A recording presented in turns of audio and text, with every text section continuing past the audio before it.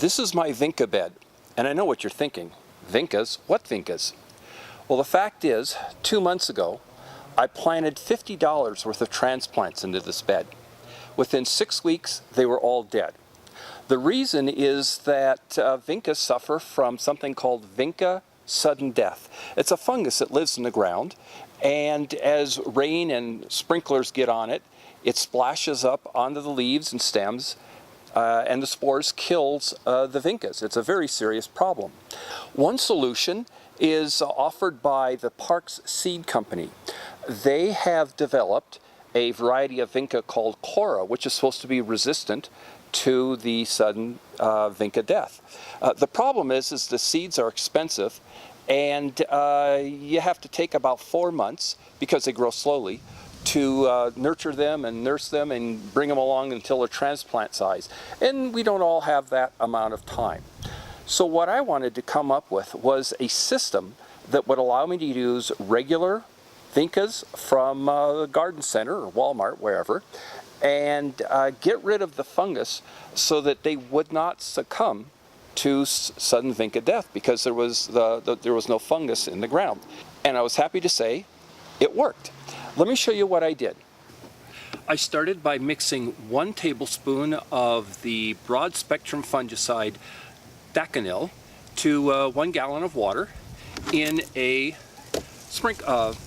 garden water, and then I saturated the ground very thoroughly, not just where I was going to plant the Vincas, but the entire bed. This took a little while, but the idea was it would kill all of the fungus that was in the bed. Next, I completely immersed the bedding plants to be transplanted into a similar solution of the Daconil. When placing the plants in the solution, I needed to be careful about pushing the greenery down into it, because their natural buoyancy could break them off, and then when pulling them out, to support them underneath so that the weight of the solution doesn't break off the stems. I let them drain and then transplanted them into the bed. Once I was done transplanting, I once more watered them and soaked them with the anti-fungicide solution to get rid of any fungus that might have been brought up during the transplant process. The question now is, did it work? Here's the same bed 3 months later. I didn't lose a single plant to sudden death. So I'd say this technique works.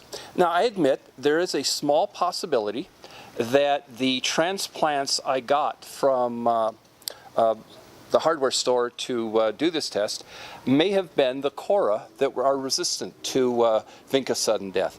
But these are the same transplants from the same company and from the same store that I got earlier that all died. So I think that's a pretty small chance.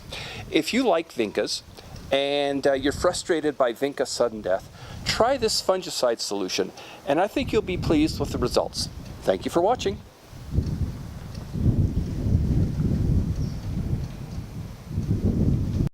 For hundreds of more articles covering everything from how to make chocolate to the strange world of lucid dreaming, I hope you'll visit my main website, waynesthisandthat.com.